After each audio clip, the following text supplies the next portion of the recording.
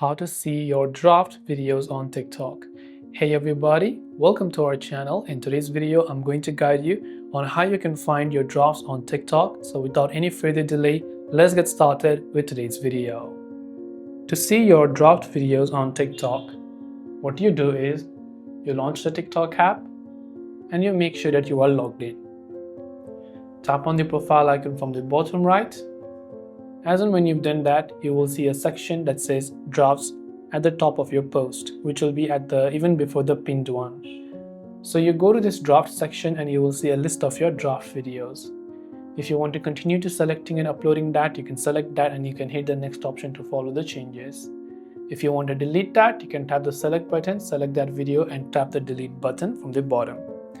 But that's all it takes to see your drafts on TikTok. Hope this video helped you. If you have any questions, feel free to leave them down.